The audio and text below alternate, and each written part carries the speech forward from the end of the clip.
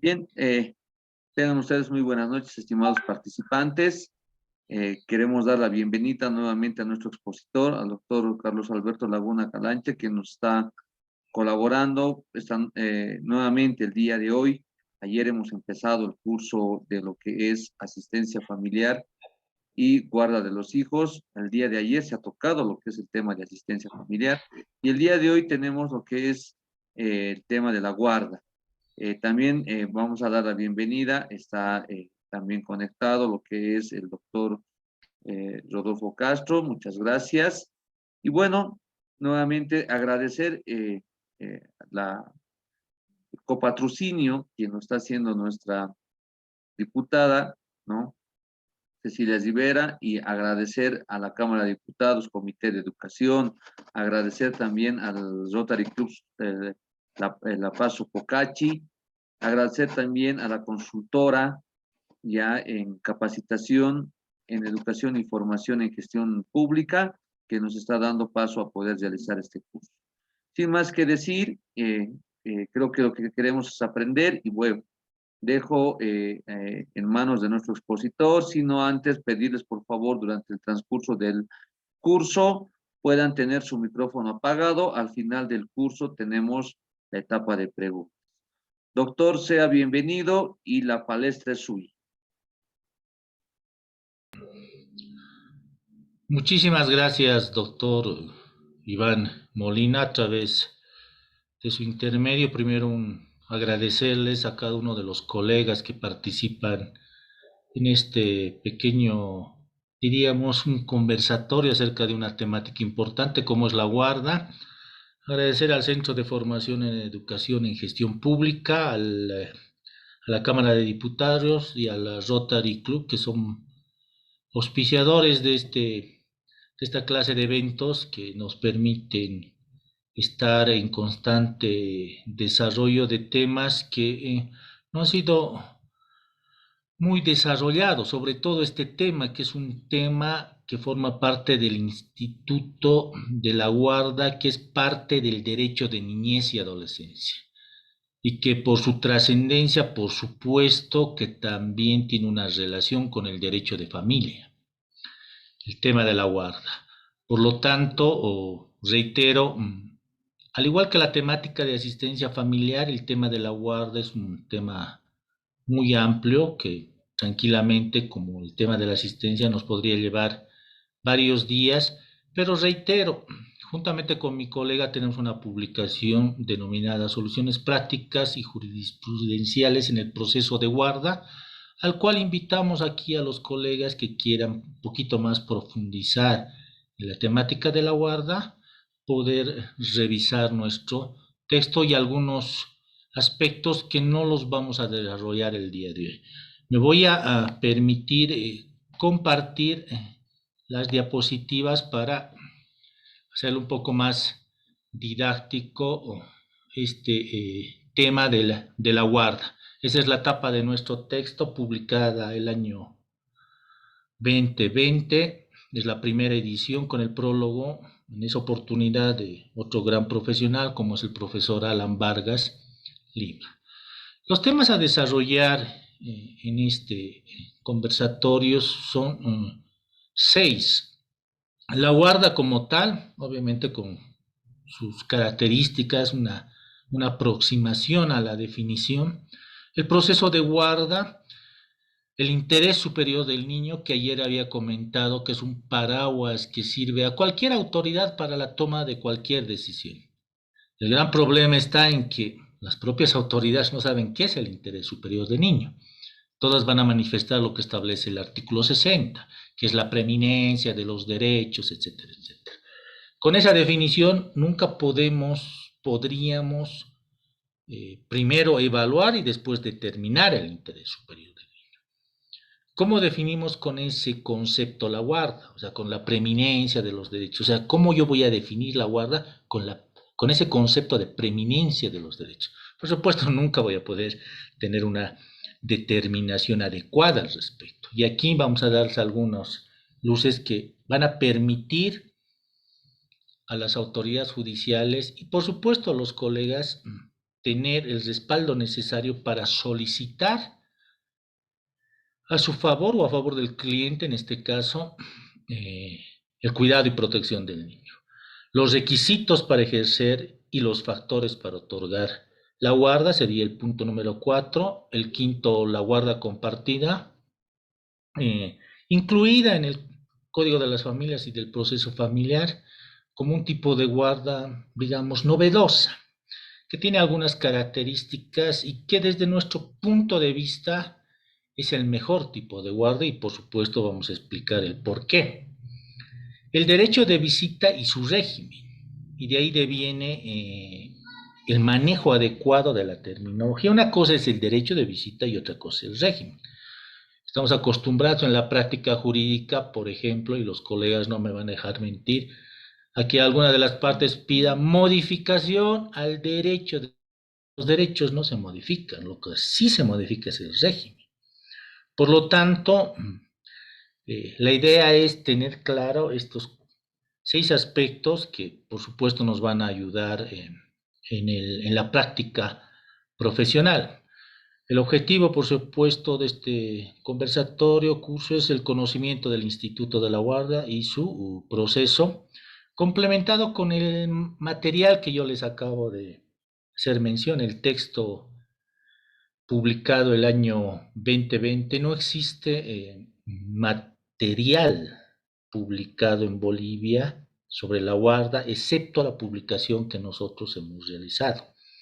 A nivel internacional, por supuesto que existe, y existe un libro muy requerido que es La guarda y custodia del profesor Fernández, el cual también, por supuesto, aquellos que tengan la posibilidad pueden adquirirlo. Empecemos con algunos aspectos generales sobre la guarda como tal.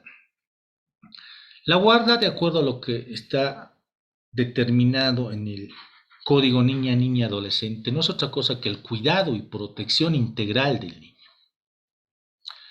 Y el profesor Javier Martínez Calvo nos explica que cuando no existe una desvinculación, ya sea matrimonial o de unión libre, o una simple separación de progenitores, la guarda nunca sale a relucir. Es por eso que en los matrimonios integrados en las uniones libres vigentes nunca se habla de guarda. De lo que se habla en esas situaciones es de la autoridad parental. Y por eso es que nos dice que la guarda se integra dentro del contenido personal de la institución de la autoridad de la madre o del padre, y que entra en juego cuando los progenitores rompen su convivencia. Cuando se separan, sale a relucir recién la guarda. Mientras no existe esta separación, siempre tenemos que hablar de autoridad de la madre o del padre, definida en el Código de Familia como la autoridad parental. Nos dice que la guarda implica la convivencia diaria con el niño y el cuidado directo de este. ¿Para qué nos sirve esta definición? Y reitero, los colegas no nos van a dejar mentir. Muchos padres, muchos progenitores creen que la guarda es a control remoto. Piden la guarda cuando, para empezar, no están con el niño. Y eso no implica que el progenitor esté 24 horas con él. Por ejemplo, hay situaciones de algún progenitor que, por ejemplo, se va a España a trabajar y deja al cuidado con la abuela y cree que por esa situación puede obtener la guarda. Y aquí este concepto del profesor Martínez es claro: convivencia diaria y cuidado directo, algo que debemos considerar al momento de iniciar o debatir la guarda y hacer un proceso propiamente dicho, en un proceso de asistencia familiar o un proceso de divorcio que les voy a explicar más adelante.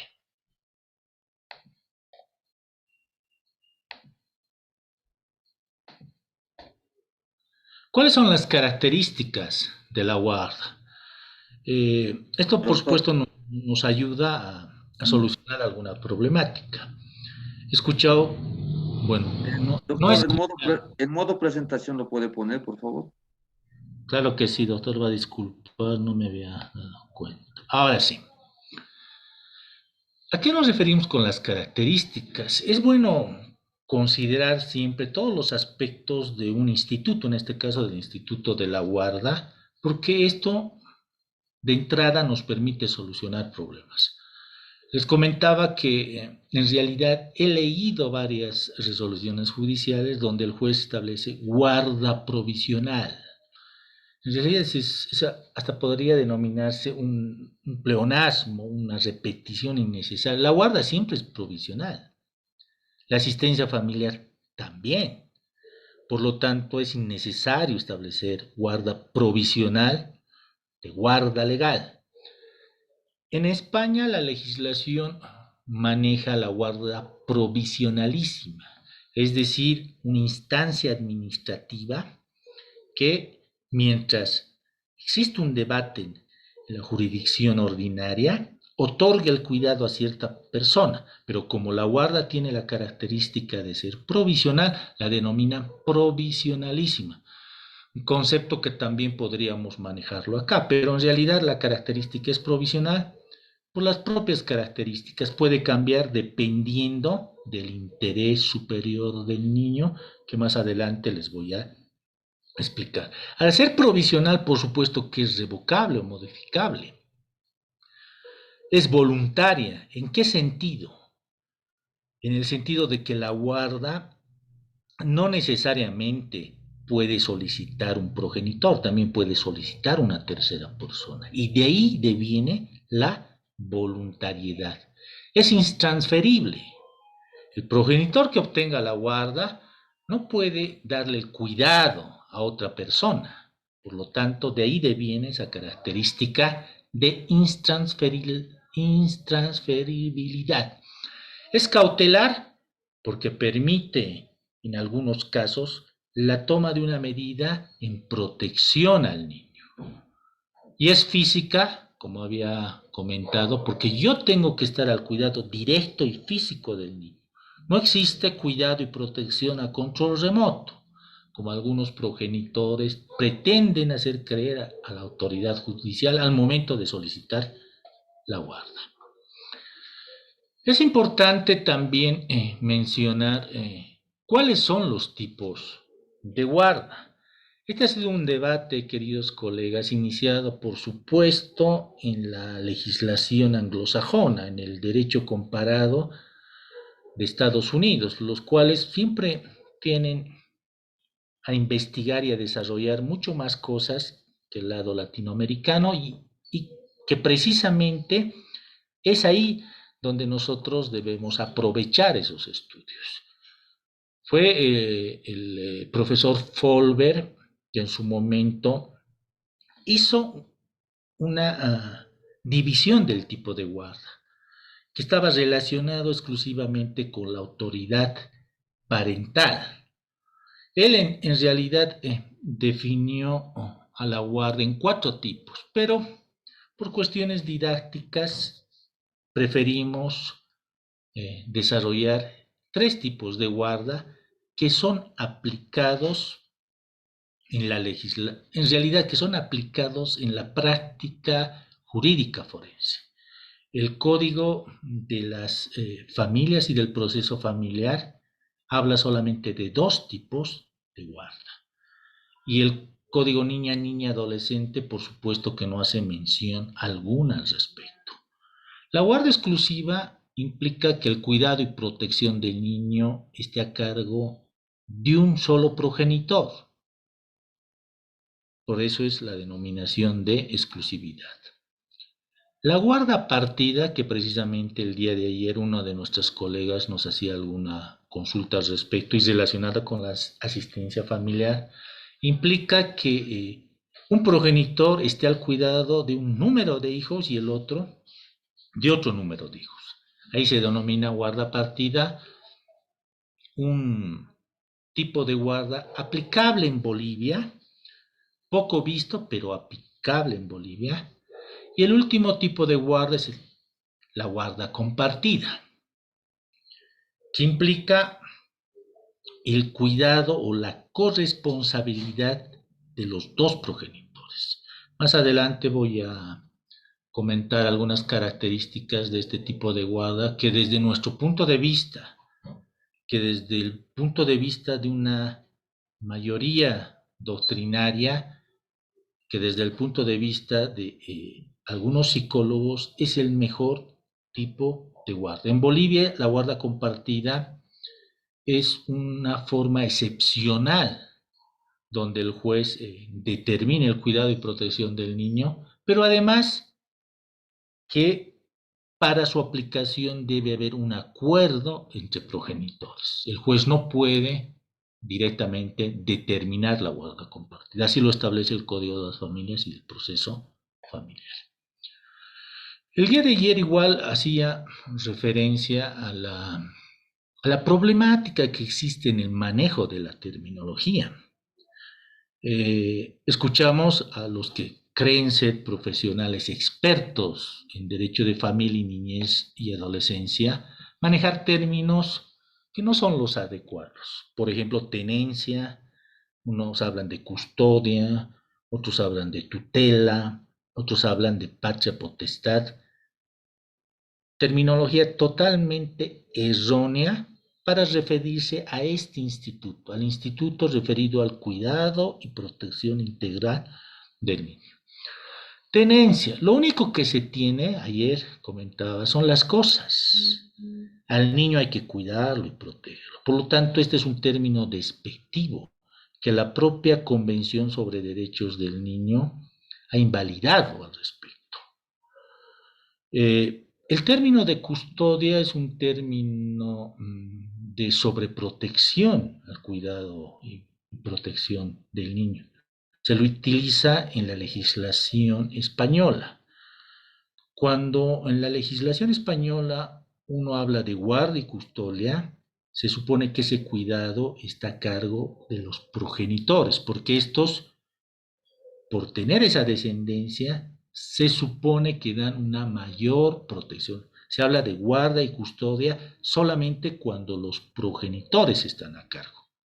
Mientras, cuando es una tercera persona, se habla solo de guarda. Esa es la diferenciación que existe entre guarda y custodia. En Bolivia, reitero, el término establecido en el Código de las Familias y del Proceso Familiar y en el Código Niña, Adolescente es guarda. También han debido escuchar que se denomina tutela. La tutela es otro instituto del derecho de niñez y adolescencia.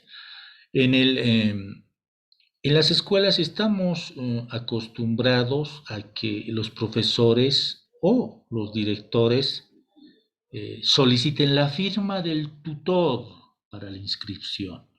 Y ahí abajo ponen el padre. El padre nunca podría ser tutor. La tutela está reservada para terceras personas. Por lo tanto, de ahí el error. Por supuesto que al profesor, al director del colegio no le vamos a observar esto porque ellos no conocen del tema. Los que conocen el tema son los abogados. Y de ahí que quiero hacer esta gran diferenciación.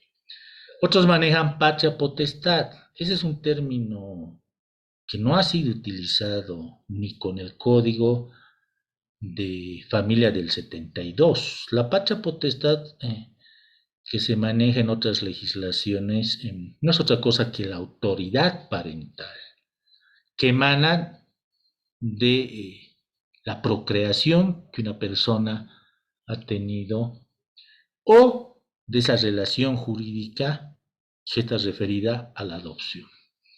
Por lo tanto, la terminología adecuada es definitivamente guarda. En el proceso de guarda debemos considerar el marco normativo. Por supuesto que está la Constitución Política del Estado, hay que revisar el artículo 65 que habla del interés superior del niño, Código Niña, Niño, Adolescente, el Código de las Familias y del Proceso Familiar. Reitero, El Instituto de la Guarda es un instituto del derecho de niñez y adolescencia. De ahí que el mayor desarrollo de este instituto está en el Código Niña, Niño y Adolescente. Por su trascendencia, reitero, también incumbe al derecho de familia, pero de origen o por las características es un instituto del derecho de niñez y adolescencia. A nivel internacional, por supuesto, debemos considerar la Convención de Derechos del Niño y las observaciones del Comité sobre Derechos del Niño, las observaciones número 12 y número 14, que en el marco de control de convencionalidad son aplicables en el país. También existe jurisprudencia de la Corte Interamericana de Derechos Humanos que más adelante voy a mencionar como ejemplo. Un gran debate que existe y que lamentablemente existe mucha confusión es cuál es la autoridad competente para manejar el tema de guarda.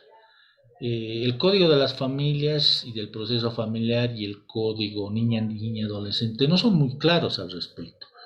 Hay una circular que el Tribunal Supremo de Justicia ha emitido, lo cual tampoco es muy claro y bueno, los que manejamos tema de derecho de niñez y adolescencia y tema de derecho de familia, por supuesto que sabemos la autoridad competente, pero para el público en general o para los abogados que recién se están o que quieren manejar este tema, a veces es muy complejo el tema. Nosotros hemos hecho 3 clasificaciones sobre la autoridad competente. La primera está referida a que el juez público en materia familiar tiene competencia para atender procesos de guarda cuando estos sean promovidos por un progenitor y estén dirigidas en contra del otro progenitor, no importando el proceso en cuestión. Si dos progenitores no han definido quién de ellos va a estar a cargo del cuidado y protección del niño, tienen que acudir al juez público en materia familiar. Esa es la regla y esa es la autoridad competente. El juez público en materia de niñez y adolescencia tiene competencia para atender procesos de guarda cuando estos sean promovidos por personas que no son progenitores del niño y estén dirigidas en contra de los progenitores o una institución a cargo del niño. Un abuelo que me he quedado al cuidado y protección de mi nieto y su padre se encuentra sin el cuidado.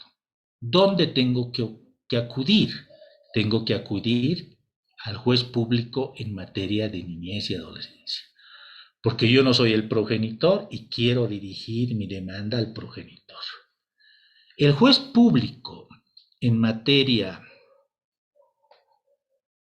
de niñez y adolescencia tiene competencia, permítame un momentito, tiene competencia para atender procesos de guarda cuando estos sean promovidos por los progenitores y estén dirigidos a terceras personas o institución a cargo del niño. ¿Qué sucede? Yo como abuelo he obtenido el cuidado y protección del niño en contra del padre. Pasa un determinado tiempo y el padre quiere modificar. ¿Dónde tiene que acudir? Por supuesto, al juez público en materia de niñez y adolescencia. Estas son las 3 reglas que se utilizan en materia de competencia en cuanto al proceso de guarda, que hay que tomarlas en cuenta al momento de presentar nuestra demanda. ¿Qué procesos otorgan la guarda? Y de ahí también viene otro debate. Estamos acostumbrados a que únicamente pretendamos que en un proceso propiamente de guarda establezcamos el cuidado o la responsabilidad sobre el cuidado y protección de guarda. El tema de la guarda, ya les he comentado, es un instituto del derecho de niñez y adolescencia, pero por su importancia irradia al derecho de familia.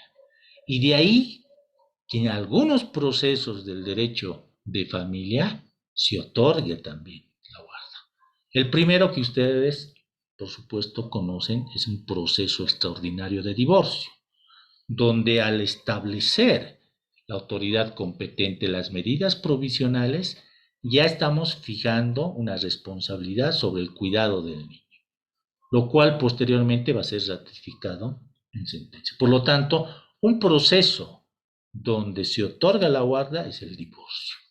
El segundo proceso, y un proceso que se utiliza con frecuencia por la celeridad del mismo y que también permite obtener la guarda es el proceso de asistencia familiar. Y de ahí que deviene eh, el, eh, la definición que hicimos de Javier Martínez Calvo, que nos decía que la guarda implica el cuidado físico y directo. Si yo estoy al cuidado físico y directo de mi hijo, puedo pedir pues la guarda.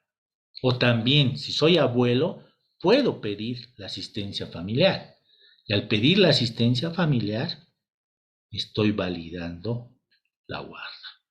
El precedente constitucional inserto en la sentencia constitucional 1105/2015, S12, establece precisamente que aquel que solicite la guarda, por supuesto, está al cuidado del mismo y existe ya una guarda, podríamos denominarlo así, implícita al otorgar un monto de asistencia familiar.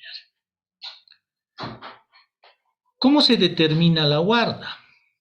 Ese es el gran debate que muchos abogados, muchos progenitores y, bueno, las autoridades judiciales nos deberían decir cómo se determina la guarda.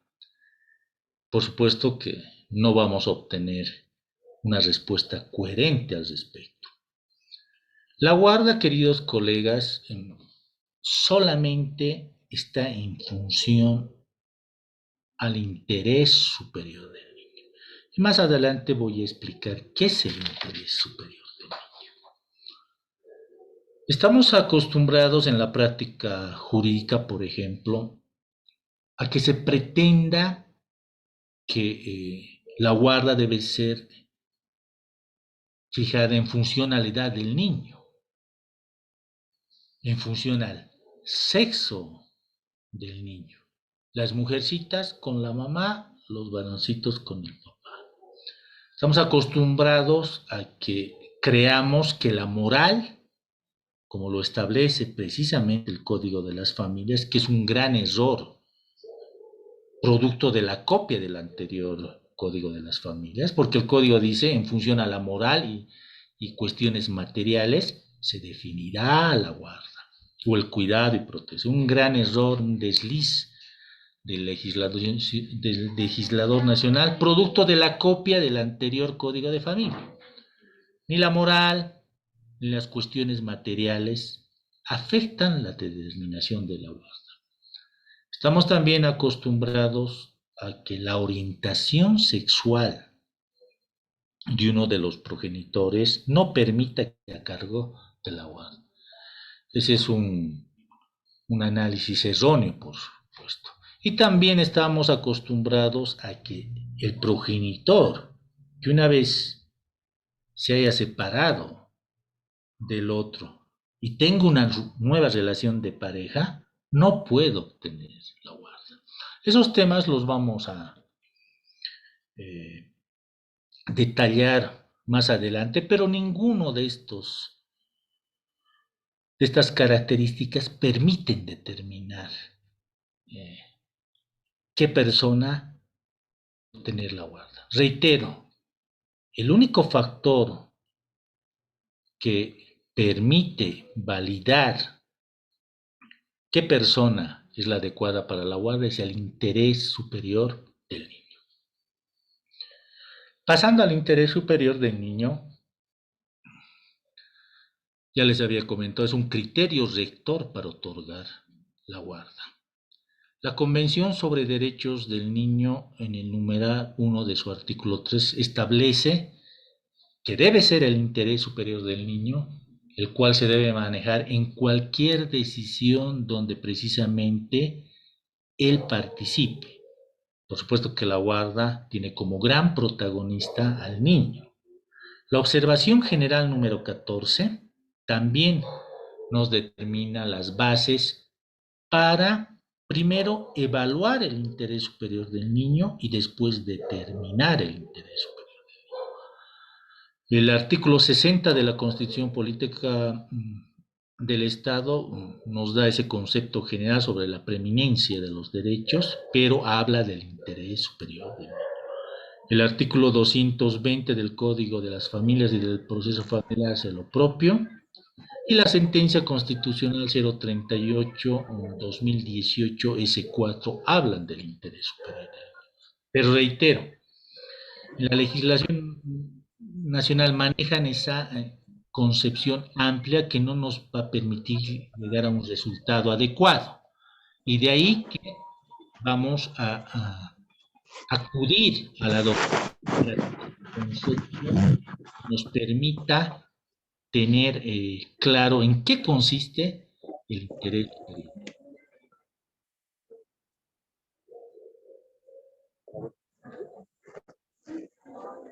Hay una persona con su micrófono, por favor.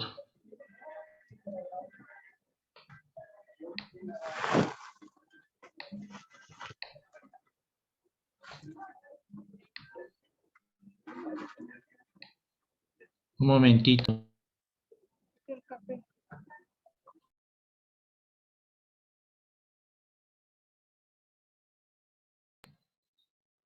Ahora sí. Entonces, ¿qué es el interés superior del niño? El interés superior del niño es un concepto, por supuesto, pues indeterminado. ¿En qué sentido? En que cada caso merece un análisis propio, por lo tanto, no podríamos establecer qué es el interés superior del niño, por ejemplo, para mi hijo, y qué es el interés superior del niño a otro adolescente. Esto varía dependiendo del caso analizado.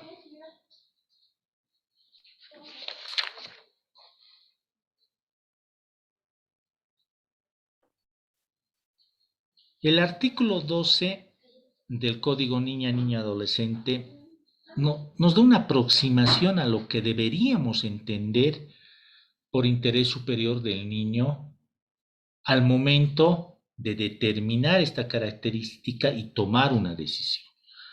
Nos dice que se entiende toda situación que favorezca el desarrollo integral del niño, niña y adolescente en el goce de sus derechos y garantías. Es una aproximación. De ahí que nos hemos tomado la molestia de revisar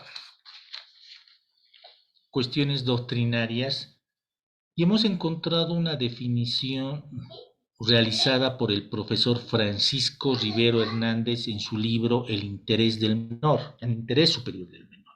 ¿Qué nos dice el profesor Francisco Rivero Hernández sobre el interés superior del niño? Nos dice, define como una ventaja efectiva para el niño, y de ahí deviene ese componente positivo, conjugada, nos dice en ocasiones, con la evitación de un perjuicio o previsible de ventaja para él. Eso llama un componente negativo, elementos o componentes que por ser compatibles, unas veces se presentan conjuntamente, otras alternativamente.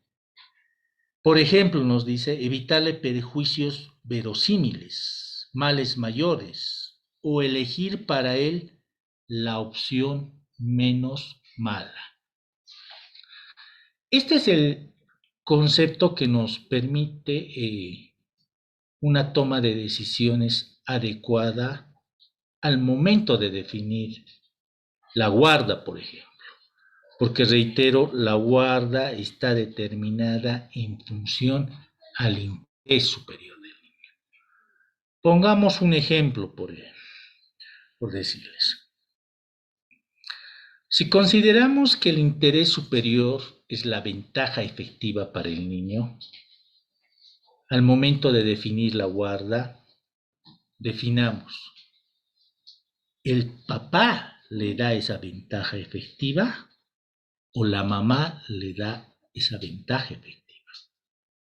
Por lo tanto, con esta concepción ya tenemos más claro.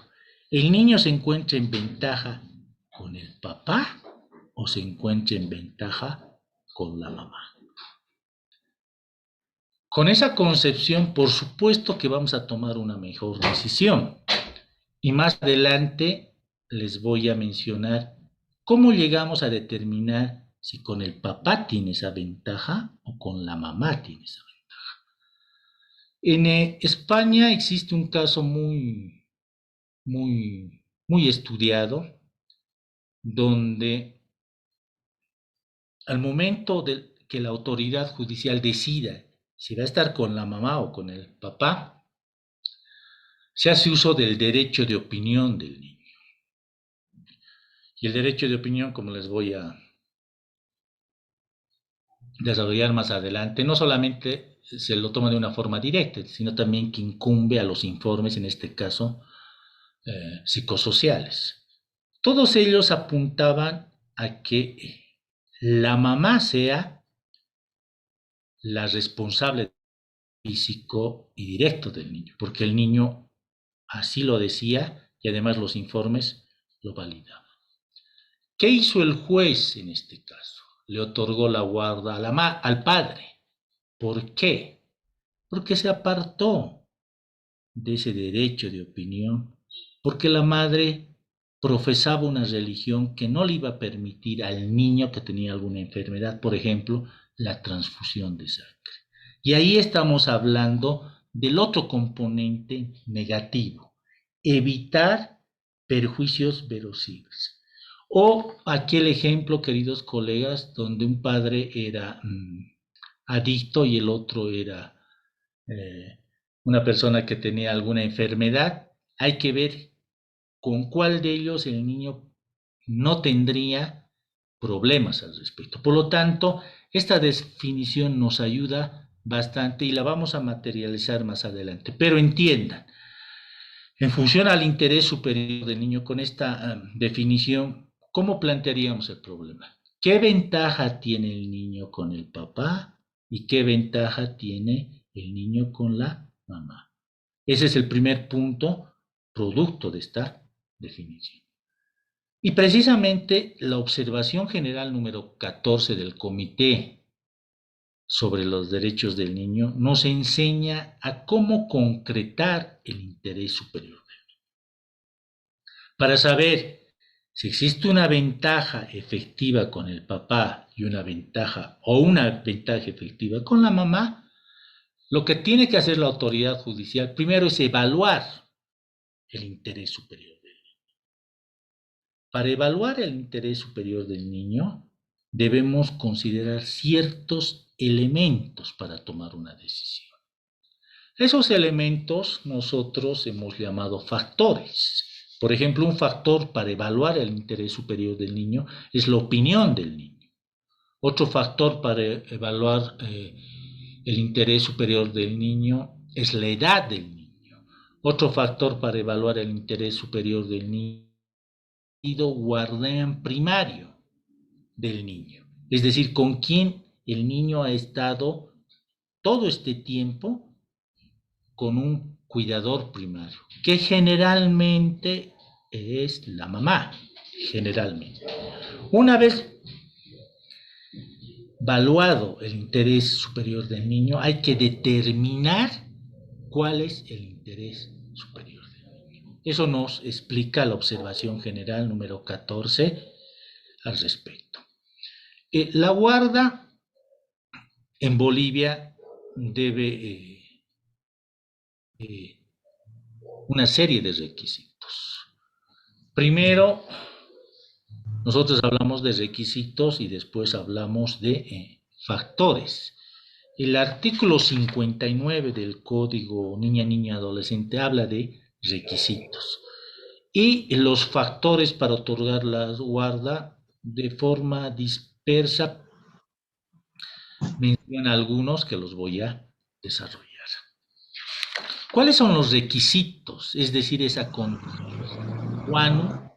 para otorgar. Eso nos establece el artículo 59. Nos dice ser mayor de edad. Una persona, por supuesto que no ha cumplido la mayoría de edad, no tiene pues capacidad económica, sería ilógico, perdón, capacidad jurídica, sería ilógico otorgarle la guarda si él mismo no puede o no tiene esa capacidad. Dice gozar de buena salud física y mental. Ese es el segundo requisito que debiese cumplir una persona y no tener sentencia ejecutoriada relacionada con la integridad de alguna otra persona. 3 requisitos deben cumplirse antes de pasar a la valoración de los factores. También nos habla de un informe social y una solicitud que justifique la demanda. Esto es este es un lapsus del legislador nacional que no cumple las características de requisitos, por lo que no los vamos a tocar en la presente desarrollo de la temática. La mayoría de edad, por supuesto, nos obliga a cumplir con la capacidad de obrar de la persona que obtendrá el cuidado del niño. Y por supuesto, este requisito sobre todo sale a relucir cuando son terceras personas las que solicitan la guarda, porque la guarda la puede solicitar el progenitor, pero también terceras personas. Sobre la salud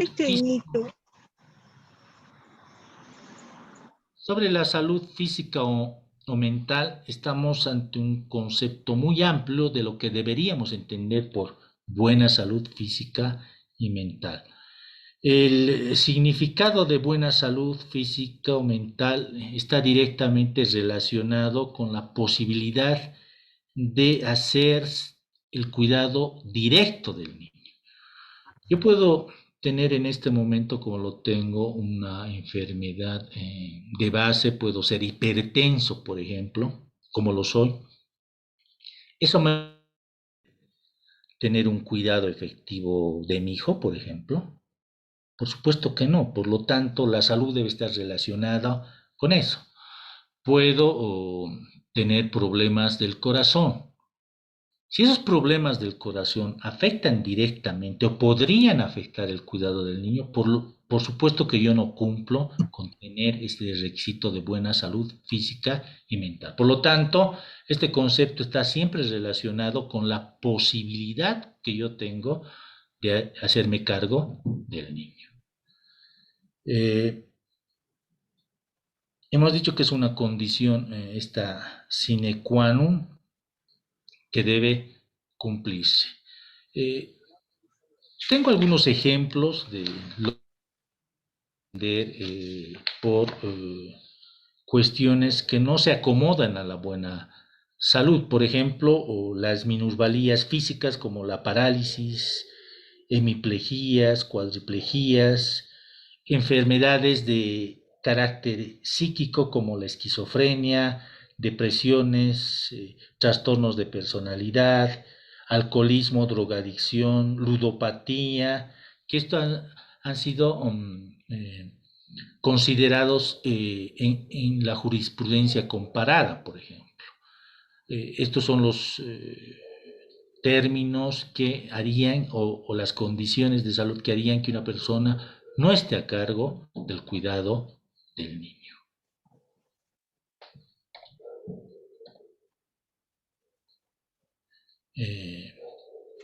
El consumir drogas, por ejemplo,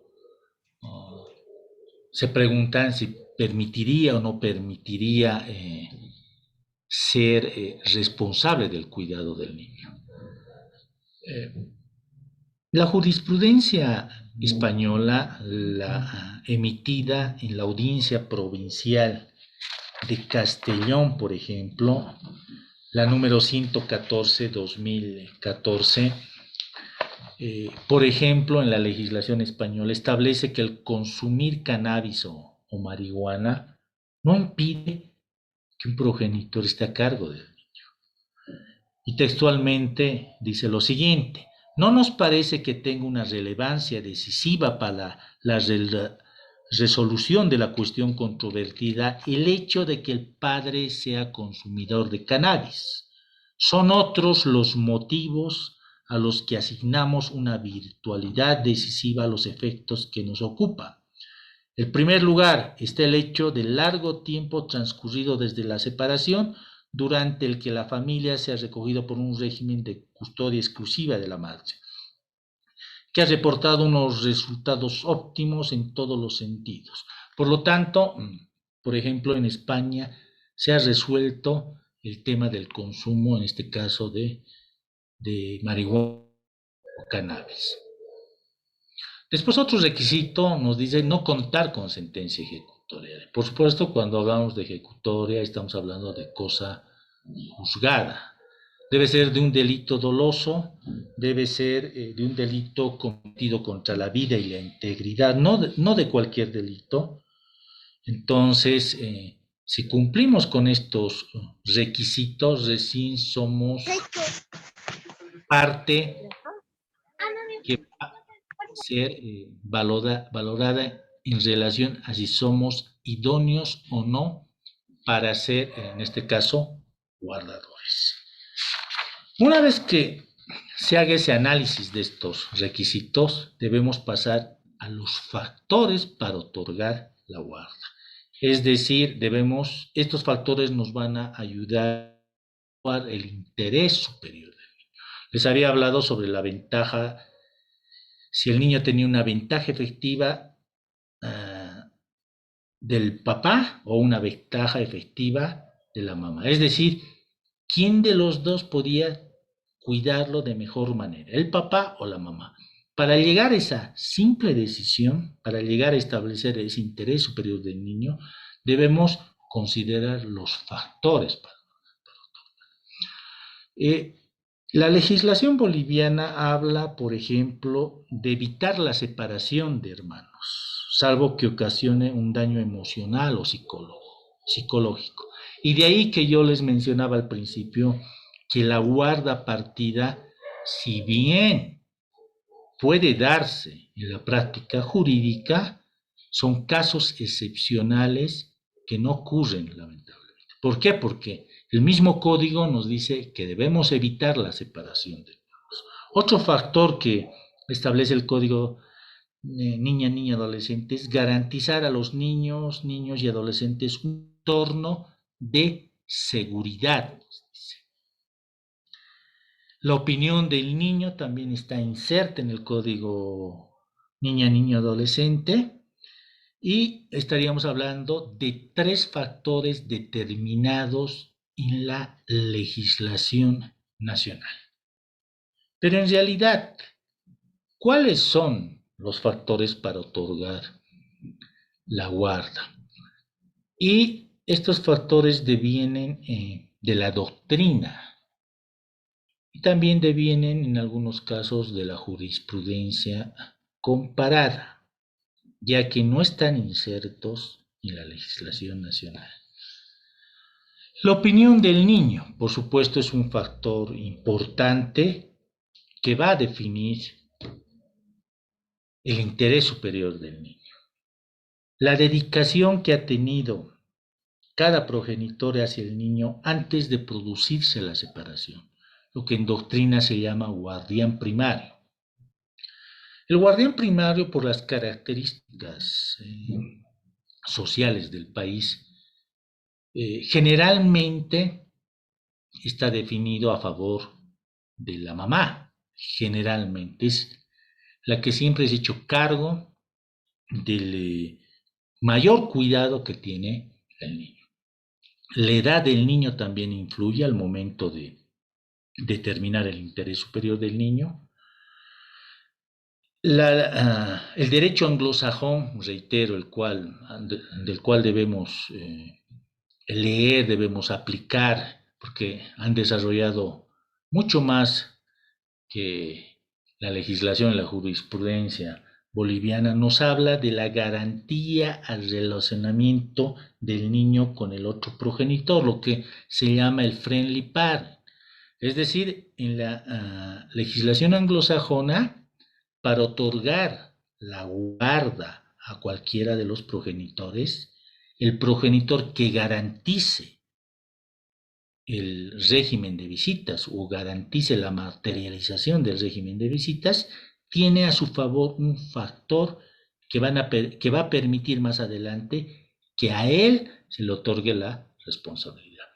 Si tuviésemos inserto este factor en la legislación nacional, tengan la seguridad que solucionaríamos varios problemas, porque los colegas abogados no me van a dejar mentir que el gran trabajo que tenemos los profesionales en materia familiar es precisamente solucionar las interferencias del régimen de visitas, ya que el progenitor, que lamentablemente y generalmente es la mamá, no nos permite el relacionamiento con nuestros hijos.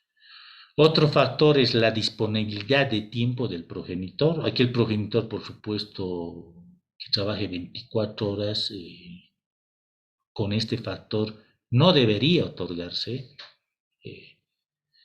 bajo su responsabilidad el cuidado del niño. La no separación de hermanos que yo había comentado, la garantía al niño de un entorno de seguridad, tanto emocional y afectiva. La opinión del niño, por supuesto que es un factor importante. Estamos hablando en realidad del derecho de la opinión del niño, no de un deber. Por lo tanto, el niño puede ejercer o no puede ejercer ese derecho. No está en la obligación, por ejemplo, de emitir su opinión, porque es un derecho, no es un deber.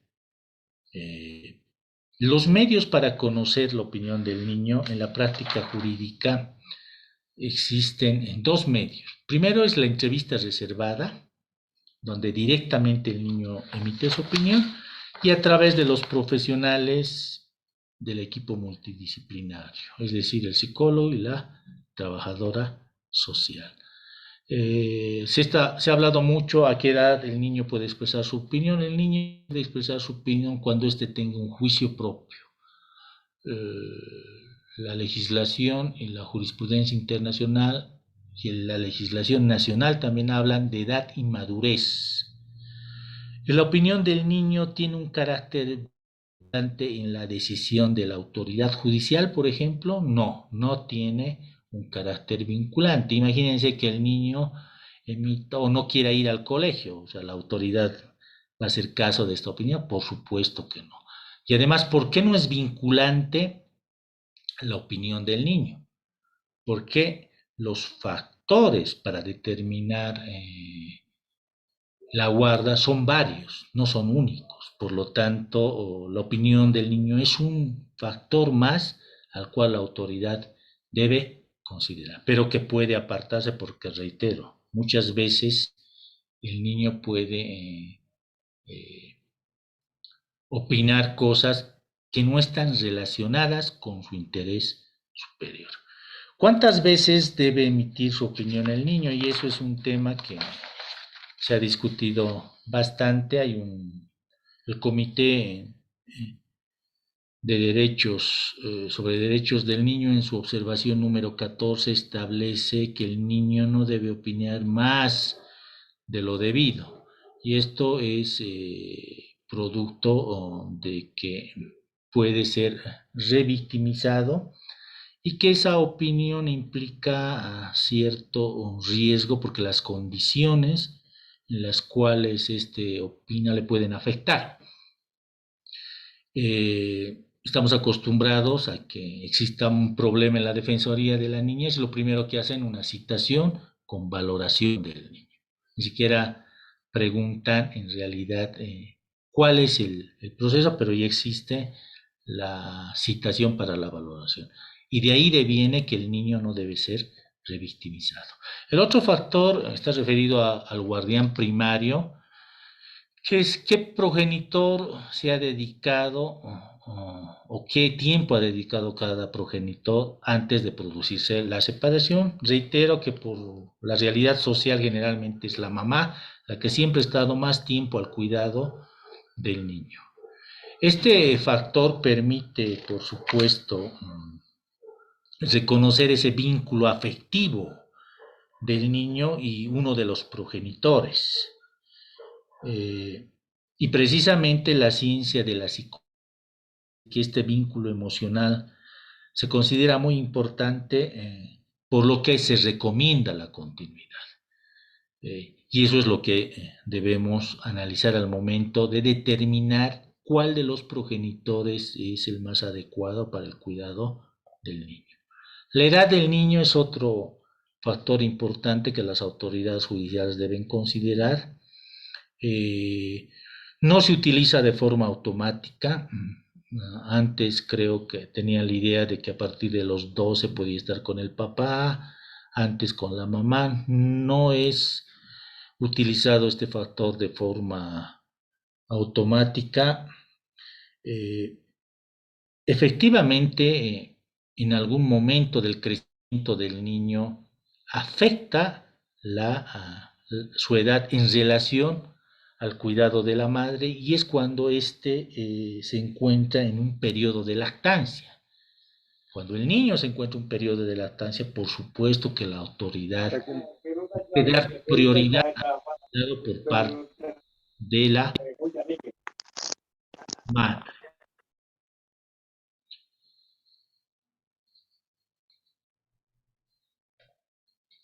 El friendly parent, lo que les había comentado, es quien garantiza que el niño va a poder relacionarse con el otro progenitor. Es un factor muy importante que debía ser utilizado en Bolivia, aunque el legislador nacional ha establecido que aquel progenitor que no permita el relacionamiento en 3 oportunidades puede ser revocada la guarda, aspecto que desde nuestro punto de vista puede ser declarado inconstitucional. Más adelante lo vamos a explicar con mayor detalle. La disponibilidad de tiempo del progenitor, la no separación de hermanos también hay que considerar al momento de otorgar la guarda, la garantía de un entorno de seguridad.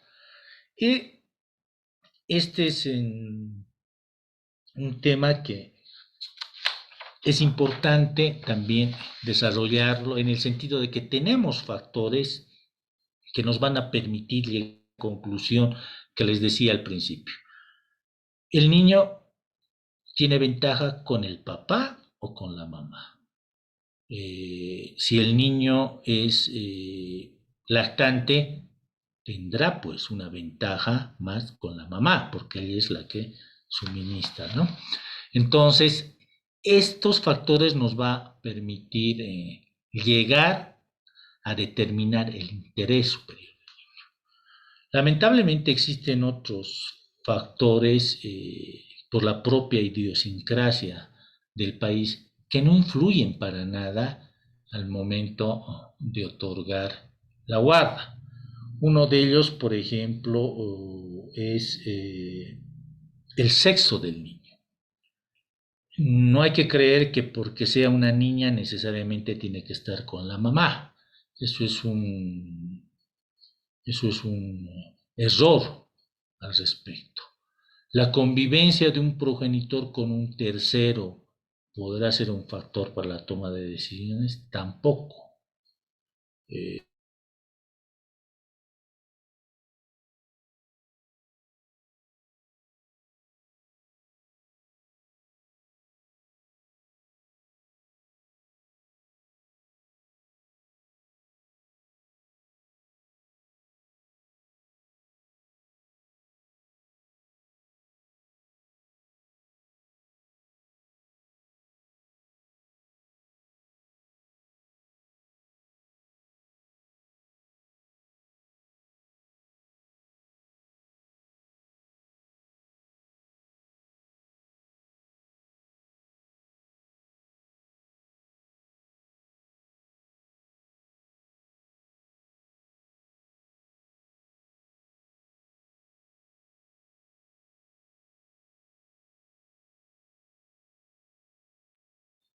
Ahora sí, doctor.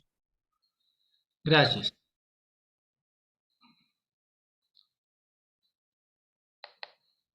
Gracias. Entonces, habíamos quedado en que existen otros factores que por la idiosincrasia del país, muchas autoridades, muchos colegas o muchos progenitores creen que subsisten.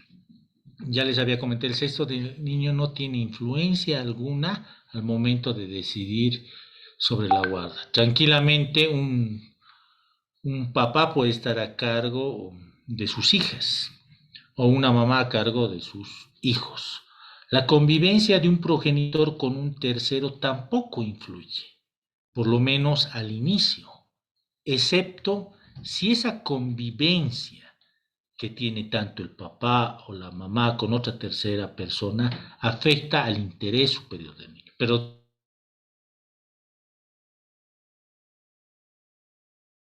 la mamá tiene una nueva pareja o el papá tiene otra pareja, no influye al momento de determinar la guarda. La orientación sexual de los progenitores influye al momento de determinar la guarda, tampoco.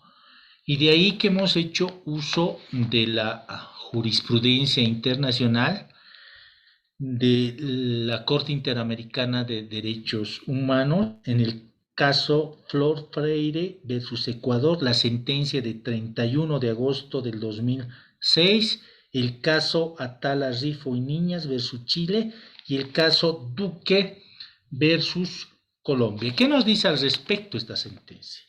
En consecuencia, nos dice, ninguna norma, decisión o práctica del derecho interno, sea por parte de las autoridades estatales o por particulares, pueden disminuir o restringir de modo alguno los derechos de una persona a partir de su orientación sexual, sea esta real o percibida, pues ello sería contrario a lo establecido. Por lo tanto, no influye la orientación sexual que podría tener un progenitor o una tercera persona que quiera obtener la guarda. Uno de los tipos de la guarda, por supuesto, que el Código de las Familias y del Proceso Familiar ha incluido es la guarda compartida. Desde nuestro punto de vista, desde el punto de vista doctrinal, desde el punto de vista psicológico, es el mejor tipo de relacionamiento entre hijo y progenitor. Eso está comprobado, porque ambos progenitores alternan en el desempeño de funciones inherentes a su autoridad parental, ambos se relacionan con el niño, lo que permite ese desarrollo integral y permite que el niño emocionalmente crezca sin ningún problema. En otras legislaciones, por ejemplo la legislación española, la regla es que se otorgue la guarda compartida y les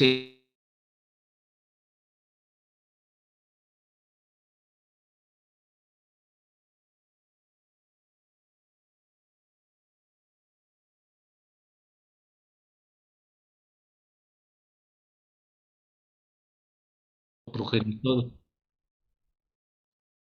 Gracias. Como les decía, el mejor tipo de relacionamiento en progenitor-hijo, por supuesto, es la guarda compartida, pues se permite un relacionamiento equilibrado entre ambos progenitores. Ambos progenitores se hacen cargo de las responsabilidades, lo que permite además que emocionalmente el niño tenga estabilidad. Les decía que la legislación española, por ejemplo, considera como norma la guarda compartida y la toma como excepción la guarda exclusiva. La guarda exclusiva en España es excepcional. La regla es que sea la guarda compartida. La legislación boliviana determina el artículo 217 que la guarda compartida solamente se va a determinar a través de un acuerdo voluntario. el juez o la autoridad judicial, según esta disposición, no podría determinar una guarda compartida cuando ésta no ha sido voluntariamente acordada entre progenitores. Y de ahí deviene que el Auto Supremo 608-2014 nos indique por qué el legislador habría tomado esa decisión. Porque el acuerdo entre progenitores, nos dice, demuestra que entre ellos hay armonía, cordialidad y respeto, elementos importantes para la estabilidad emocional del niño. El niño no debe sentir esos cambios en el papá y el hogar de la mamá, por lo tanto, se requiere que haya un acuerdo voluntario, lo que ameritaría una buena relación entre progenitores y esto favorecería al niño. Es así como se ha legislado al respecto. Lo que se debe hacer para promover esta guarda compartida es que las autoridades judiciales promuevan las terapias familiares entre progenitores. La mayoría de los progenitores, una vez realizada la desvinculación matrimonial o de unión libre o la simple separación, es que tenga como efecto que estos no quieran comunicarse porque existe un resentimiento entre ambos por una serie de factores. Por lo tanto, las terapias familiares sería un medio adecuado para que en su momento ellos mismos promuevan la guarda compartida. Ayer nos preguntaba una de las colegas si la guarda partida implicaba que se fije una asistencia familiar y efectivamente que sí, porque ya les había mencionado. Un padre que está a cargo de un adolescente de 10 años va a tener mayores gastos que un padre que tenga a su cargo un niño de 4 años. Por lo tanto, y además que la asistencia familiar es irrenunciable. En el caso de la guarda compartida, lo propio va a depender del tiempo en que cada uno de los progenitores esté a cargo del niño. Generalmente en la guarda compartida, la legislación, por supuesto, comparada, nos sugiere que sea esta mínimamente de 15 días. 15 días con el papá, 15 días con la mamá. Entonces, es algo que creo nos falta promover en la práctica jurídica. Aquel padre que no ha obtenido la guarda tiene el derecho de visita y este va a ser materializado a través de un régimen de visitas. El derecho de visita es el contacto de comunicación entre padres y hijos, logrando el derecho afectivo, emocional, así como la consolidación de la relación paterno y materno filial. El derecho de visita es un derecho primordial del hijo y después del progenitor. En esa ponderación de derechos, primero está el derecho que tiene el hijo a relacionarse y posteriormente el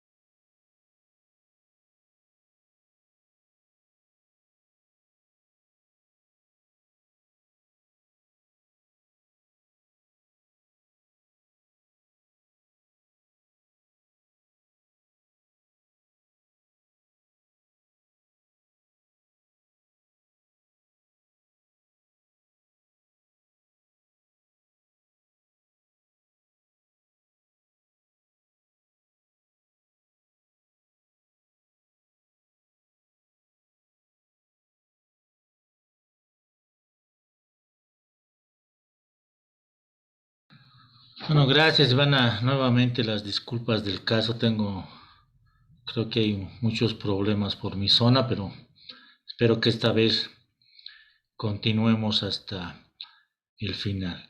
Entonces, primero hay que diferenciar dos cosas, ¿no? El derecho de visita y el régimen de visitas. Y les decía que el derecho de visitas, mal llamado derecho de visita, porque la legislación y la doctrina comparada nos dice que en realidad no está relacionado exclusivamente a las visitas, sino más se trata de un derecho de comunicación o un derecho de relacionamiento, que es así como llama el código niña adolescente, pero estamos acostumbrados al manejo del derecho de visita, que es un derecho primordial del niño antes que del progenitor.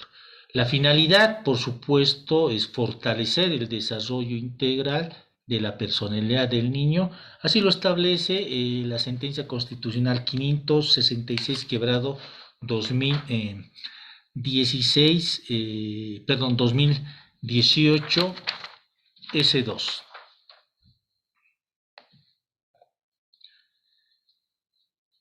Es un derecho por parte del progenitor y es un deber. Por lo tanto, cuando sus clientes les comenten que el padre o la madre no está relacionándose con el hijo, está cometiendo una falta en el incumplimiento de su deber. Y de ahí que uno podría iniciarle en la jurisdicción de niñez y adolescencia un proceso de infracción por violencia contra niño, niña y adolescente. Porque para el progenitor es un deber, para el niño es un derecho de acuerdo a lo que se determine en los artículos 8 y 9 de la Convención sobre Derechos del Niño, el artículo 59 de la Constitución Política del Estado, el 32 del Código de las Familias y del Proceso Familiar, y el artículo 40 del Código Niña, Niño y Adolescente. Es necesario considerar también que ya hemos recalcado que una cosa es el derecho y otra cosa es el régimen. Para efectivizar o materializar el derecho está el régimen, y el régimen no es otra cosa que ese conjunto de reglas que permiten efectivizar la comunicación entre progenitor e hijo. ¿Qué parámetros debe considerar el régimen de visitas? El régimen de visitas considera 3 parámetros: lugar, día y hora. Hay una regla que nos da el profesor Claudio Beluccio, que nos dice que a menor edad las horas de visita deben ser menores, pero que la frecuencia debe ser mayor, porque la memoria del niño es muy frágil. Para un niño de 2 años, imagínense un derecho de visita de 4 horas, el niño se va a aburrir. Entonces lo que se sugiere es que sea de menor horas. Para un niño de 4 años, unas visitas de 1 hora es suficiente, pero la frecuencia, es decir, los días deben ser amplios. A la semana 3 o 2 días, 3 en realidad.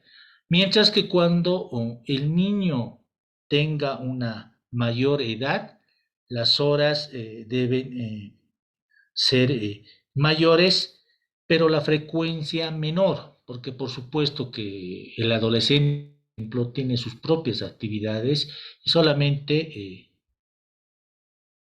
va, a, va a poder cumplir un cierto horario. ¿Cuáles son los tipos de régimen de visitas? Y este es un tema muy importante porque en la medida que ustedes identifiquen primero los tipos de régimen de visitas, van a poder evitar la interferencia que en la actualidad es muy común en el régimen de visitas por parte de uno o de otro progenitor. La doctrina y la legislación comparada no no son uniformes al momento de definir los tipos de régimen de visitas. En la Argentina, por ejemplo, existe el régimen amplio, en España el régimen con punto de encuentro familiar, etcétera, etcétera. No hay una uniformidad al respecto. Nosotros nos hemos tomado la molestia de clasificar los tipos de régimen de visitas en 4, producto de la práctica jurídica forense realizada tanto en la ciudad de La Paz como en otras capitales de departamento. Ya que, reitero, el Código de las Familias del Proceso Familiar y menos el Código Niña-Niña-Adolescente han realizado esta clasificación. El régimen de visitas estricto. El régimen de visitas estricto es un tipo de régimen que permite a la autoridad fijar esos 3 parámetros. Fija día, fija hora y fija lugar del entrenamiento. De ahí el denominativo de estricto. El tipo de régimen irrestricto es cuando la autoridad no fija estos 3 parámetros y deja a los progenitores, previa coordinación, fijar los mismos y ponerse de acuerdo. El tipo de régimen supervisado es cuando la autoridad... El tipo de régimen supervisado es un subtipo del tipo de régimen estricto, pero lo hemos clasificado como otro tipo por cuestiones didácticas. Es cuando la autoridad judicial fija día, hora y lugar, pero además permite que cierta institución, aquí en La Paz, por ejemplo, lo hacía la línea 153, 156, perdón, y en el alto de la Defensoría de la Niñez y Adolescencia, permite que cierta institución supervise en el ambiente donde ellos trabajan esa comunicación entre progenitor e hijo. Y existe el tipo de régimen de visitas con entrega y recojo supervisado, donde el juez o la autoridad judicial fija día, hora y establece qué institución va a vigilar la entrega del niño al progenitor y el recojo del mismo. Entonces son estos 4 tipos de régimen de visitas, los cuales en la práctica forense se aplican. La elección de estos tipos de régimen de visitas va a permitir solucionar muchos problemas. ¿Y de qué va a depender qué tipo de régimen de visitas voy a recomendar a mi cliente, por ejemplo? Por supuesto, de la conflictividad que existe entre progenitores. Si los progenitores no se quieren ni ver, por supuesto que yo no voy a recomendar pues un tipo de régimen irrestricto, el cual, por supuesto, reitero, redundando, nunca se va a cumplir. Cuando yo quiera, con mi tipo de régimen de visitas irrestricto y exista conflicto, quiera hacer el reclamo tanto a la Defensoría de la Niñez y a la autoridad judicial, no voy a tener los elementos necesarios para realizar, porque, por decirle, un día sábado voy a ir a reclamar y los de la Defensoría primero me van a preguntar, va a ejercer su derecho de visita. Como es irrestricto, el juez nunca ha fijado ese parámetro. Por lo tanto, va a depender de la conflictividad que existe entre progenitores. Si estos se llevan bien, por supuesto, pues que tendré que considerar un tipo de régimen irrestricto. Lo que se sugiere es que cuando exista conflictividad entre progenitores, debemos fijar o debemos solicitar un tipo de régimen estricto. Si existe más complejidad al respecto, tenemos que pedir un tipo de régimen con entrega y recojo supervisado, y si existe más conflicto y si existe un riesgo en relación al relacionamiento progenitor e hijo, deberemos solicitar un tipo de régimen supervisado donde los profesionales estén vigilando el relacionamiento entre progenitor e hijo. ¿Cuál es el mejor tipo de régimen de visitas? Perdón, ¿cuál es el tipo de régimen de visitas que más favorece al niño? Por supuesto, pues que es un tipo de régimen irrestricto, aunque algunos autores nos mencionan ciertas desventajas en cuanto a la improvisación en los días, ¿no? El niño debe tener ciertas reglas, debe saber qué día va a ver a su papá, y este tipo de régimen irrestricto un poco hace desvariar esas condiciones, pero desde nuestro punto de vista creemos que el tipo de régimen irrestricto es el mejor porque va a permitir al progenitor que no tiene la guarda poder relacionarse mucho más con su hijo, y al último va a poder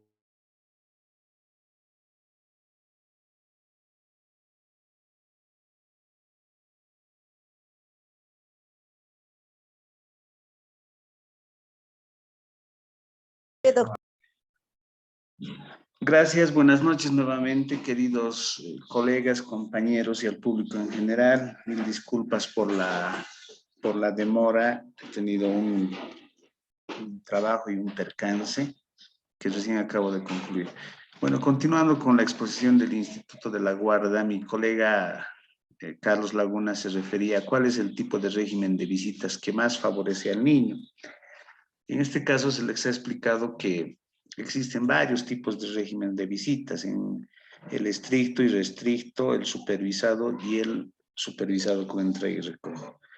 En nuestra jurisdicción, considerando nuestra sociedad y el tipo de conflictos que hemos podido evidenciar entre parejas dentro de un matrimonio cuando existe una desvinculación, hemos podido percibir, o lo más recomendable en realidad, es que el tipo de visitas más adecuado es el irrestricto, toda vez que cuando existe una guarda compartida, por ejemplo, el padre y la madre, siempre velando el interés del niño sujeto de derecho, tienen la posibilidad de una mejor comunicación, cosa que el niño pueda compartir con ambos padres sin advertir ningún tipo de discusión o maltrato. Sin embargo, en la realidad de los hechos, por ciertos motivos, por muchas dificultades, resentimiento, revanchismo, etcétera, lamentablemente en la práctica lo que nos obligan a solicitar, por ejemplo, ante el incumplimiento del régimen de visitas, en la práctica, cuando la madre incumple, en este caso, cuando el guardador incumple el derecho de visitas, nos obligan a solicitar un régimen de visitas supervisado con entrega y recojo. Como manifestaba mi colega, este régimen de visitas anteriormente se lo realizaba en la línea 156 de Mallasa. Sin embargo, muchos sabemos que en el Departamento de La Paz esta institución ya no realiza esta labor. Es por ese motivo que se ha previsto, bueno, actualmente, para realizar este régimen de visitas supervisado con entrega y recojo, generalmente ofician o ordenan a la escuela de padres, que es una institución privada, para que pueda supervisar este régimen de visitas. Y en muchos casos, en la ciudad de La Paz específicamente, hay juzgados que permiten que la entrega supervisada del niño se realice en el mismo juzgado previo a una firma de una constancia que queda archivado en el expediente. En el Departamento del Alto tenemos para este régimen supervisado de entrega y recojo del régimen de visitas, por ejemplo, la Defensoría de 24 horas, que actualmente continúa funcionando. También existen juzgados de la niñez y adolescencia, cuando se está debatiendo un proceso de guarda, por ejemplo, y queremos restablecer ese relacionamiento paterno filiar o lograr la revinculación de un niño. Tenemos también los equipos multidisciplinarios, por ejemplo, en el Alto, donde permiten un régimen de visita supervisado. En suma y en síntesis, en nuestra sociedad, más allá de que es recomendable el derecho al régimen de visitas irrestricto, lamentablemente tenemos que llegar a solicitar el régimen de visitas supervisado con entrega y recojo a fin de que el guardador cumpla con con el derecho, ¿no?, del niño, que es de visitar a su padre. Por otra parte, muchos nos preguntamos, ¿no?, ¿quiénes pueden ejercer el derecho de visita? El progenitor que no obtuvo la guarda, por ejemplo, manifiesta, conforme lo establece el artículo 216 del Código de las Familias y del Proceso Familiar, el que tiene el derecho de ejercer el régimen de visita es todo progenitor que no ha podido obtener la guarda, en amparo del artículo 64 de la Constitución Política del Estado, artículo 40, 41, 175 y 216 del Código de las Familias y artículo 4, 40 y 41 del Código de la Niñez y Adolescencia. Todos ellos se refieren a que es un derecho del niño es un derecho del progenitor que no obtuvo la guarda ejercer este derecho de visitas. Asimismo, algo interesante que muchos se preguntan y muchos consultan, ¿no es cierto?, es el hecho de que si un padre, terceras personas o cualquier miembro de la familia, como los abuelos, los tíos, primos, existen varias conjeturas, pueden acceder a este derecho de visitas, tienen la posibilidad de acceder a este derecho de visitas. Pues esta conjetura ya ha sido resuelta, aparte de ello, en aplicación del artículo 59 de la Constitución Política del Estado, artículo 32 del Código de las Familias y del Proceso Familiar y el artículo 35 del Código del Niño, Niña y Adolescente, y al amparo de la Sentencia Constitucional Plurinacional 566/2018-S2 y los autos supremos número 652/2016 y el 831/2015 hacen referencia a que los abuelos, tíos, primos tienen esa posibilidad de acceder al régimen de visitas. Por ejemplo, hay muchos casos en la práctica donde, por ejemplo, dentro de un proceso familiar, de asistencia familiar, que es una forma de acceder al régimen de visitas, por ciertas situaciones, el juez, por una supuesta denuncia de violencia, supongamos, contra el padre, ¿no?, el juez determina suspender el régimen de visitas al padre. Entonces, lo que en la práctica nosotros, por ejemplo, hacemos para que el niño no pueda perder ese relacionamiento con el padre y con la familia ampliada, haciendo uso de estas sentencias constitucionales y los autos supremos, más los artículos que he mencionado, solicitamos a la misma autoridad jurisdiccional que se pueda permitir las visitas con los abuelos, tíos y primos, ¿no? Entonces, esto ya ha sido resuelto mediante las sentencias y autos que he manifestado.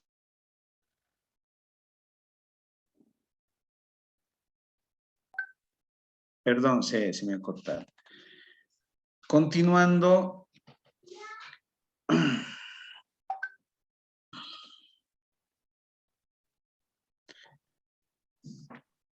¿Cuál es la forma correcta de solicitar el régimen de visitas?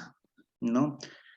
Todos sabemos que el procedimiento familiar o el de niñez y adolescencia no establece un procedimiento específico en realidad para acceder al régimen de visitas. Es en ese sentido que para poder lograr ese derecho de visitas, tenemos que solicitarlo dentro de una demanda de divorcio que se tramita dentro de un proceso extraordinario. Es decir, al momento de realizar la demanda de divorcio, dentro de las medidas provisionales específicamente conforme se tiene establecido en el artículo 271 y 272 del Código de las Familias y del Proceso Familiar, se puede solicitar la guarda, la asistencia familiar y también ahí se puede solicitar que se otorgue un derecho de visitas dentro de un proceso de divorcio, el cual será resuelto, otorgado al momento de que se resuelva, valga la redundancia, las medidas provisionales. Asimismo, se puede solicitar o acceder al derecho de visitas mediante un proceso de asistencia familiar, que también se tramita dentro de un proceso extraordinario, ¿no? Es decir, al momento de solicitar la asistencia familiar, o perdón, al momento de responder la demanda de asistencia familiar, el obligado puede solicitar al momento de responder también el derecho de visitas, el cual será fijado al momento de resolver la asistencia familiar, también se otorgará el derecho de visitas. Así también en la práctica, muchos padres de familia o muchas madres que no han podido obtener la guarda y considerando que por, como había dicho hace un momento, por resentimiento de algunas madres o padres de familia, no permiten ese relacionamiento, entonces muchos están obligados a demandar el ofrecimiento de la asistencia familiar, siendo una finalidad, aparte de que le fijen un monto de asistencia familiar, poder acceder al régimen de visitas que de la misma forma será otorgado al momento de dictar la sentencia correspondiente. Otra forma de poder acceder al régimen de visitas es mediante la suscripción de un acuerdo transaccional. Como todos sabemos, que se puede realizar ante un notario, ante un abogado, luego ser reconocido en sus firmas y rúbricas ante un notario o ante un conciliador ciudadano, o inclusive ante la Defensoría de la Niñez y Adolescencia. Obviamente todos sabemos que ese acuerdo transaccional debe contener pues dentro de sus cláusulas la guarda, la asistencia familiar y también el régimen de visitas, para posteriormente, este acuerdo transaccional, solicitar la homologación, como habíamos hablado el día de ayer, que se lo realiza dentro de un proceso de resolución inmediata, ¿no es cierto? Es otra forma de acceder al régimen de visitas. Esas son las formas, en realidad, de poder acceder al régimen de visitas, compañeros. ¿Qué sucede si la madre no permite el acceso a las visitas? ¿No? Cuando, como habíamos manifestado, a partir de la promulgación del Código de las Familias en noviembre del año 2014, se ha introducido un artículo muy interesante en el parágrafo segundo del artículo 216, el cual establece, por ejemplo, que una progenitora o la persona que se encuentra bajo la guarda del hijo, si es que no permitiese ver por 3 veces consecutivas al niño, a la persona que no tiene la guarda o al que solicita el derecho de visitas, y este incumplimiento es verificado por la Defensoría de la Niñez o Adolescencia, manifiesta, entonces la guarda será revocada expresa. Es decir, que si la progenitora que tiene la guarda incumple con ese régimen de visitas, ¿no? La guarda será revocada. Y es por ese motivo que, retrotrayendo, decía que una forma de efectivizar este régimen de visitas es solicitar la modificación ante la autoridad jurisdiccional de un régimen de visitas estricto o irrestricto a un régimen de visitas supervisado con entrega y recojo. ¿Por qué es necesario, para llegar a esta revocatoria de guarda, solicitar el régimen de visitas con entrega y recojo? Porque obviamente, al manifestar el artículo que debe ser corroborado por la Defensoría de la Niñez, este régimen de visitas supervisado nos puede llevar a demostrar a que la persona que tiene la guarda ha incumplido, porque al ser supervisado se registran las visitas, ¿no es cierto? Y la institución o la defensoría o la institución encargada de controlar este aspecto emite un informe. En la práctica, por ejemplo, en la Defensoría 24 horas, por ejemplo, tienen un libro de registros. Cuando la madre no le lleva al menor, inmediatamente informan a los juzgados de familia, ¿no es cierto?, el incumplimiento. y cuando ya concurren 3 incumplimientos consecutivos y no hay ningún justificativo por no haber llevado al niño, por ejemplo, entonces se puede solicitar la revocatoria de la guarda, ¿no? Esa es una forma de efectivizar el régimen de visitas, pero todos nos preguntamos, por ejemplo, si este artículo artículo que se ha introducido, el de la revocatoria de la guarda, es un castigo en realidad efectivo para la madre o este castigo en realidad es para el niño.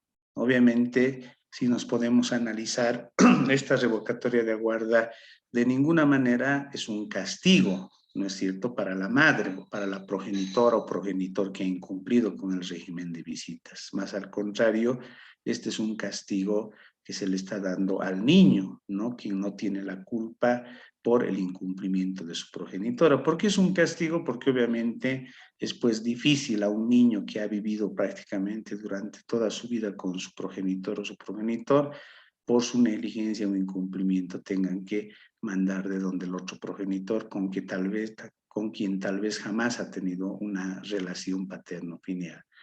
¿No es cierto? Entonces, otra forma, por ejemplo, es cuando una progenitora incumple el régimen de visitas o un progenitor, también tenemos habilitado, también se constituye este incumplimiento del régimen de visitas como una infracción por violencia, ¿no?, que está establecido en la ley 548, Código de la Niñez y Adolescencia. Es decir, generalmente en la práctica, cuando uno incumple con el régimen de visitas, el abogado puede tranquilamente presentar la demanda ante el juez de la niñez y adolescencia por infracción por violencia, específicamente por la causal de utilización de niños en conflictos familiares, ¿no es cierto? Asimismo, para efectivizar este cumplimiento del derecho de visitas, muchos acuden a la Defensoría de la Niñez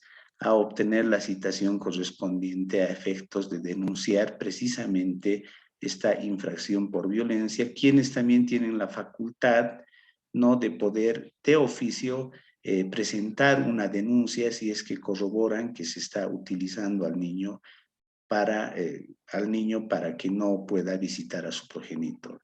Asimismo, muchas personas acuden a la Unidad de Protección al Infante, UPRI, dependiente de la Fuerza Especial de Lucha contra la Violencia, para que dichos efectivos policiales puedan coadyuvar. Es decir, aquí quiero llegar. La UPRI es una instancia policial que se ocupa específicamente a velar los derechos de los niños y tiene como facultad también de poder hacer cumplir un régimen de visitas. ¿Cómo se realiza este tipo de solicitud? Muchas veces con la resolución emitida por la autoridad jurisdiccional donde se otorga el derecho de visitas a un progenitor, por ejemplo, acuden con esa determinación judicial a la UPRI y solicitan el apoyo correspondiente. Entonces la UPRI, como es obligación, inmediatamente acude al domicilio de la persona que tiene la guarda y le solicita, ¿no es cierto?, que cumpla con esa determinación, ¿no? Que también en la práctica se utiliza bastante para hacer efectivo ese derecho de visitas. ¿Qué sucede cuando el progenitor visitante no devuelve al niño a su hogar? Bueno, en la práctica hay muchos padres de familia, ¿no?, quienes puede ser por venganza o puede ser por otros fines, utilizan al niño, ¿no es cierto?, para poder lograr otros objetivos. ¿Qué quiero decir con esto? Es decir, hay muchos casos actualmente donde padres de familia, por ejemplo, ejercen su régimen de visitas y se los llevan al niño como corresponde, no los devuelven en la hora acordada y ya directamente los padres actuando, o madres también con malicia, acuden a las defensorías de la niñez y adolescencia a denunciar un supuesto maltrato.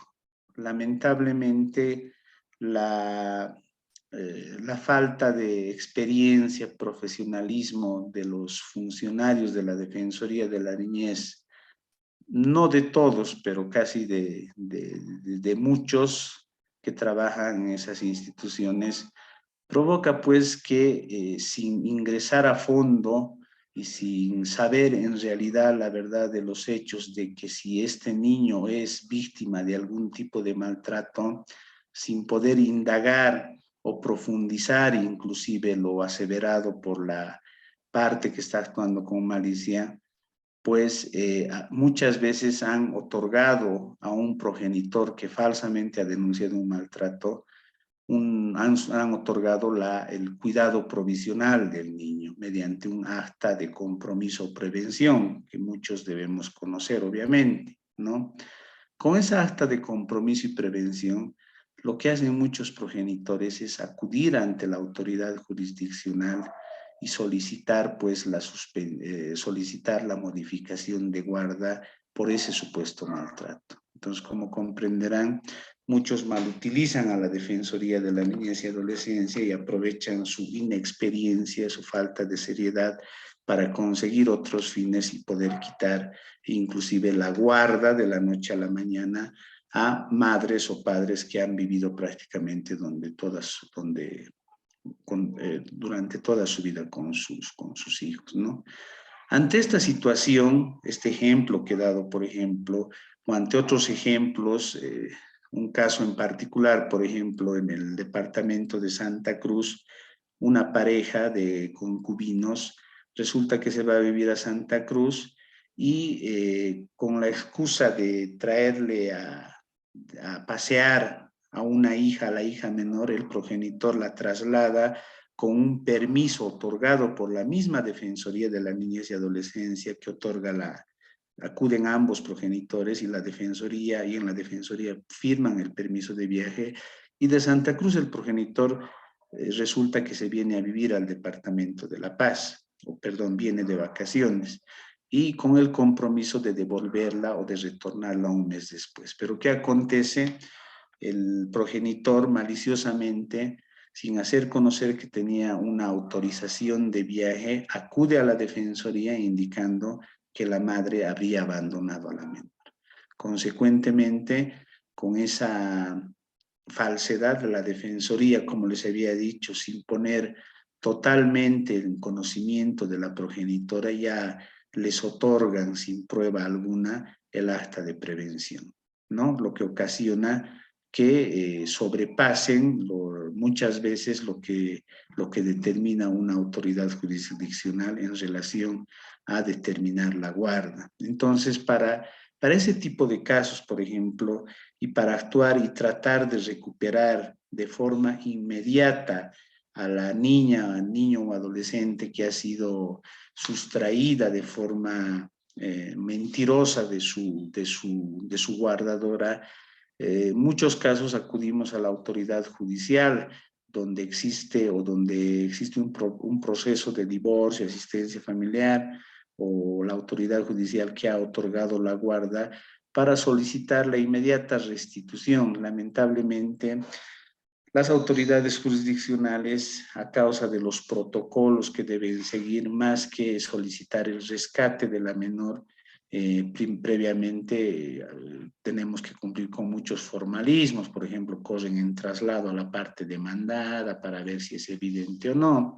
Asimismo, otra forma de poder lograr que se restituya al niño ante su guardador a la brevedad posible, como se había manifestado anteriormente, está también la unidad de protección al infante, ¿no es cierto? Quienes al verificar la resolución y ver que tienen la guarda del menor, inmediatamente acuden y pueden también realizar el rescate por su propia cuenta, ¿no es cierto?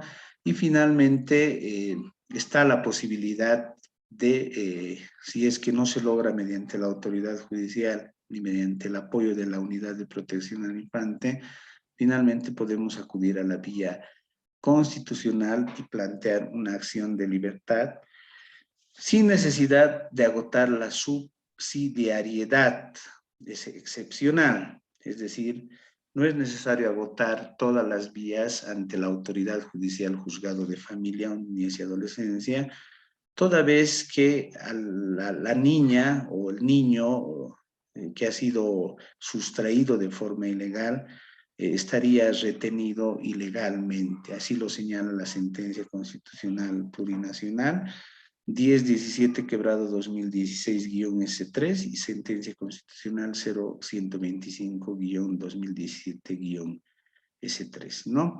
Entonces, estimados compañeros, con esta diapositiva hemos concluido con la exposición de guarda y obviamente yo les invito a ustedes nuevamente a, aparte de revisar las sentencias constitucionales y autos supremos a los que hemos hecho mención, les invito también a adquirir el libro Soluciones Prácticas y Jurisprudenciales en el proceso de guarda, ¿no? Que ha salido a la venta el año 2020, ¿no? Que seguramente lo pueden encontrar en los puestos de venta, pero sin embargo voy a facilitar si es que hubiese todavía, ¿no? Voy a facilitar algún número en el grupo de WhatsApp para que puedan contactarse con la persona que se dedica a vender los libros, para que puedan adquirir, texto donde van a encontrar y profundizar aspectos relacionados al Instituto de la Guarda. Van a encontrar bastante doctrina, por ejemplo, bastante jurisprudencia nacional e internacional, y van a poder absolver de esta forma todas sus dudas. Muchas gracias, estimado Iván. Muchas gracias, mi estimado doctor.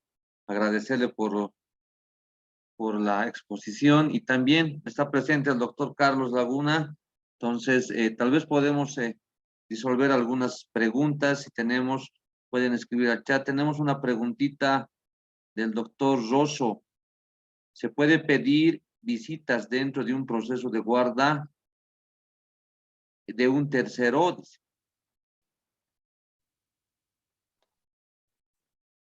Bueno, como habíamos hecho mención, hemos mencionado una sentencia constitucional y 2 autos supremos, y también 3 artículos, ¿no es cierto?, los cuales habilitan a tíos o a parientes colaterales dentro de un proceso de guarda a poder solicitar el régimen de visitas. Específicamente me refiero a la sentencia constitucional 566/2018-SD, al auto supremo número 652/2016 y al auto supremo número 831/2015. Haciendo uso de esa sentencia y autos supremos, tranquilamente pueden ellos solicitar que se les pueda otorgar el régimen de visitas.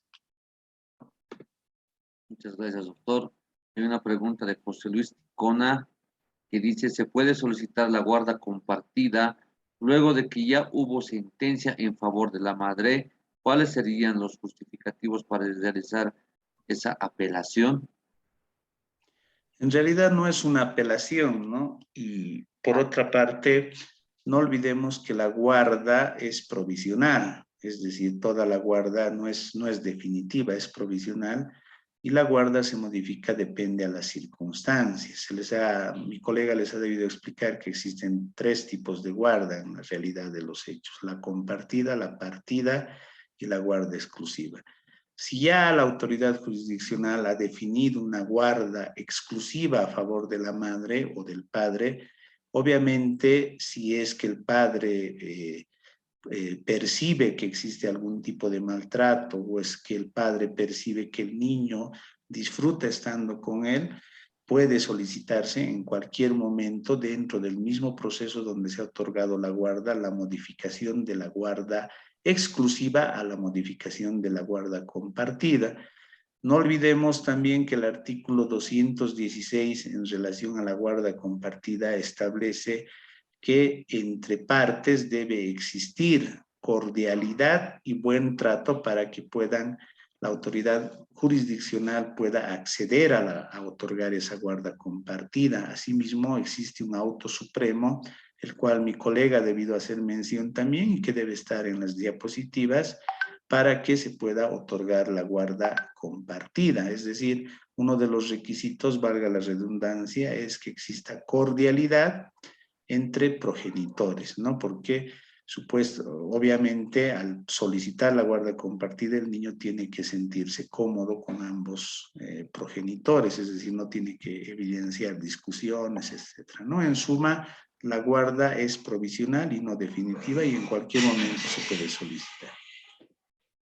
Muchas gracias, doctor. No sé si tenemos alguna pregunta más. Y una más, ¿lo puede leer? ¿O lo leo yo? ¿Se lo lee, doctor? Siga, doctor. En caso de que los niños no quieren ir a la visita con el padre, alegando que hay presión, no le entiendo esta pregunta, ¿no? Hay otra. Dice, ¿se puede otorgar la guarda tomando en cuenta que el único fundamento es sacar del país a los menores? Esto promovido por un pariente tío en contra del padre. ¿Podría volver a repetir, estimado doctor? No he entendido muy bien la pregunta. Se puede otorgar la guarda tomando en cuenta que el único fundamento es sacar del país a los menores. Esto promovido por un pariente tío en contra del padre. Bueno, en realidad no se puede comprender la pregunta. Si podría tal vez especificar de una forma más adecuada. Hay otra pregunta más clara, Doc. Las visitas supervisadas, ¿cuánto tiempo máximo pueden ser? ¿Podrían ser días particulares? Bueno, las visitas supervisadas en realidad no, en el procedimiento familiar, no existe un tiempo específico, ¿no? Para que se pueda cumplir con las visitas supervisadas. Creo que todo depende de cómo vaya llevándose el relacionamiento o el cambio de actitud, en este caso de la guardadora. Es decir, si la guardadora ya cambia o el guardador cambia su actitud de ya no impedir ese relacionamiento de forma voluntaria, en cualquier momento se puede solicitar la modificación del régimen supervisado a un régimen de visita irrestricto, puede ser, si es que ya han podido la pareja sobrellevar los conflictos familiares, ¿no es cierto?